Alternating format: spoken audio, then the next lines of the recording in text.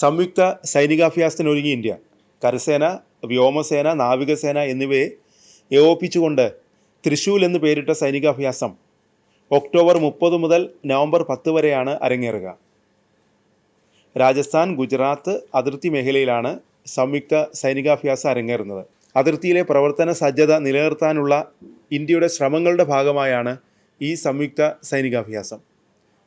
സൈനികാഭ്യാസത്തിൻ്റെ പശ്ചാത്തലത്തിൽ വിമാനങ്ങൾക്ക് താൽക്കാലിക നിയന്ത്രണങ്ങളും സുരക്ഷാ ക്രമീകരണങ്ങളും പ്രഖ്യാപിച്ചിട്ടുണ്ട്.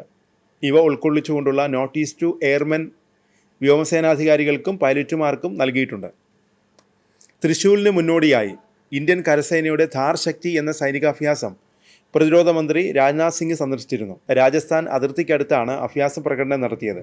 ലോങ്കേവാലയിൽ നടന്ന അഭ്യാസത്തിൽ റോബോട്ടിക് ഡോഗുകൾ, ഡ്രോണുകൾ, ആധുനിക ടാങ്കുകൾ, ഹെലികോപ്റ്ററുകൾ തുടങ്ങിയ അത്യാധുനിക സൈനിക സാങ്കേതിക വിദ്യകൾ ഉപയോഗിച്ചുള്ള പോരാട്ട ശേഷിയാണ് സൈന്യം പ്രകടിപ്പിച്ചത്. മരുഭൂമിയിലെ യുദ്ധ സാഹചര്യങ്ങളിൽ വേഗത, പ്രഹരശേഷി, കൃത്യത എന്നിവ സമന്വയിപ്പിച്ചുകൊണ്ടുള്ള കമാൻഡോ പ്രകടനങ്ങളാണ് സൈന്യം നടത്തിയത്.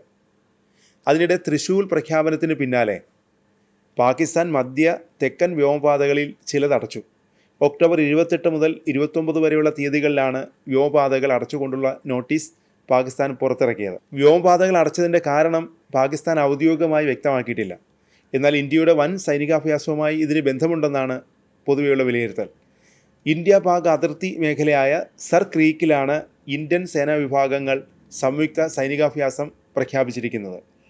നേരത്തെ സർ ക്രീക്ക് കേന്ദ്രീകരിച്ച് സൈനിക വിന്യാസം നടത്തുന്ന പാകിസ്ഥാന് ഇന്ത്യ മുന്നറിയിപ്പ് നൽകിയിരുന്നു.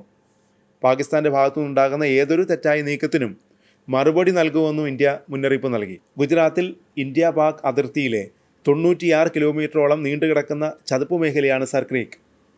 സർ ക്രീക്കിന് മധ്യത്തിലൂടെയാണ് അതിർത്തി എന്ന് ഇന്ത്യ വ്യക്തമാക്കുമ്പോൾ സർ ക്രീക്കിന് കിഴക്ക് ഭാഗത്തായി ഇന്ത്യൻ പ്രദേശത്താണ് അതിർത്തി എന്നാണ് പാകിസ്ഥാൻ്റെ അവകാശവാദം.